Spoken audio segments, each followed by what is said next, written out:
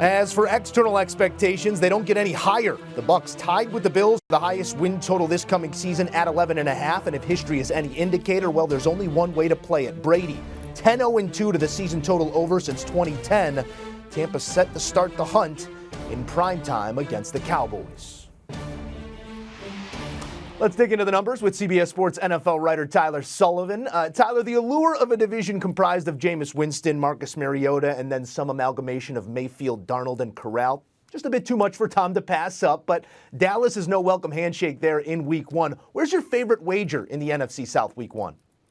Call me a slave to the storyline, but I don't know how you can look away from Panthers and the points going up against the Cleveland Browns. I mean, the Baker revenge narrative, it's, again, low-hanging fruit, but something that I think is very real. I think that he is going to look at this game facing his former club, the team that decided to move off of him after selecting him number 1 overall not too long ago. There is going to be some added motivation for Baker Mayfield to get one over on his former club. And I think the number, it's +1. I think it's already baked in that we're talking about a Deshaun Watson suspension. But at least we know that Baker Mayfield's going to be there. We don't know what's going to happen with Deshaun Watson. We don't know how long this suspension is going to be, if there is going to be a suspension. I would guess that there is going to be something, which would suggest that he's not going to be there, and it's going to be Baker Mayfield against some combination of Jacoby Brissett or Josh Rosen. That's the advantage Baker Mayfield in the Carolina Panthers. So for me, not only do they have the quarterback advantage, but I do think that the Carolina Panthers are going to have some emphasis to come out strong here. Matt Rule, I think, has one of the hottest seats in the NFL coming into the year. He's not going to want to stumble right out of the stretch here, and he has a roster that can compete right away. Christian McCaffrey is finally healthy. They have DJ Moore. There are weapons in that offense for Baker to utilize and go up against this Cleveland Browns team. So I like them in the points here. Yeah, in terms of storylines and chips on shoulders, doesn't get much bigger than that one Baker's going to be carrying into Week 1. Looking at win totals in the division, it ranges from a league best 11.5 in Tampa to a mere 5 in Atlanta. New Orleans offers 8, Carolina 6.5. Where are we best suited deploying our units on a South win total over?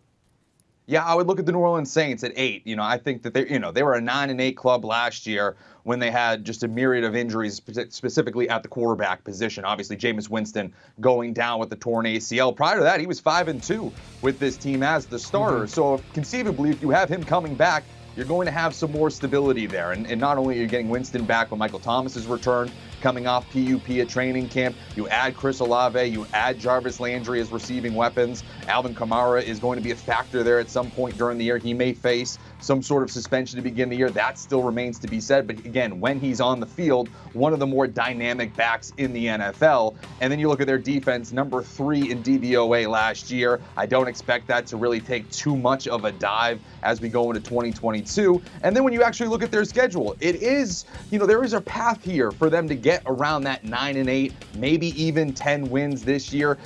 Conceivably, the Falcons and the Panthers, you could see them sweep. They always play the Buccaneers tough, so you could look at that as a possible split. And right there within the division, you kind of have 5 wins there. And then you look at the rest of the schedule. You have teams like the Las Vegas Raiders, the Arizona Cardinals, the Steelers, the Seahawks, all very winnable games for the Saints this year, which again would get you right to that 8-9 win total to push over. All right, so Tyler Sullivan's got them eating at least 9 dubs in New Orleans. Flip side of that conversation, where's our wiggle room maybe on an under?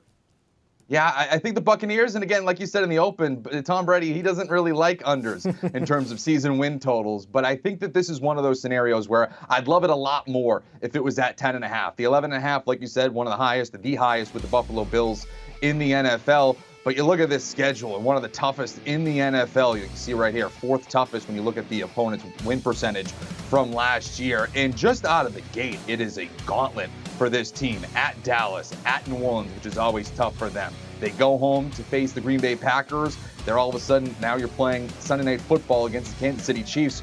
But then you just go down the list here, too. Look at these other teams. I mean, the 49ers at San Francisco, the Bengals who were in the Super Bowl last year, the Super Bowl champion Rams, the Ravens who I believe are going to be a lot better. That's just a really tough string of opponents that they're going to face, not even to mention that you get the Cleveland Browns later in the year. So if all of a sudden Deshaun Watson only gets an 8-game suspension, you're facing him at some point next year. So again, like we said earlier, a Jacoby Brissett-led Browns team is not as scary as a Deshaun Watson led Browns team. So when you factor all that in with the tough schedule on top of the news that we got this week of Ryan Jensen likely going down for a significant portion of the season, if not all of it, we know historically Tom Brady does not like pressure up the middle. When you lose a Pro Bowl center, that's going to start resulting in pressure up the middle for the 45-year-old Brady. Yeah, everybody's going to want a piece of the pirate ship. At 13-4, the Bucs were division champs last season, breaking a streak of 4 straight Saints titles.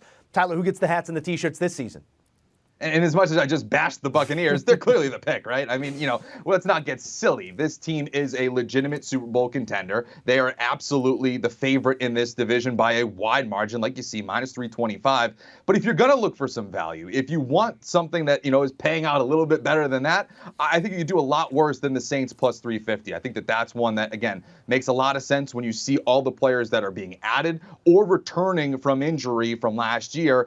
And like I just said, you are a Tom Brady injury away. He is 45 years old. He just lost his Pro Bowl center. There's changes to that offensive line. Of course, Ali Marpet retiring this offseason. That interior is going through some changes. And in any quarterback, and especially a 45-year-old quarterback like Brady, who isn't as mobile as some others in the league, that pressure up the middle can really disrupt you. So if that's something that plagues them throughout the year, not even really resulting in an injury from Brady, but that's something that could really hurt them, maybe bring their win total under, the Saints could maybe creep in there. And again, at 350, I don't mind those odds at all. And we are less than 40 days to figuring it all out. Tyler Sullivan, we appreciate you.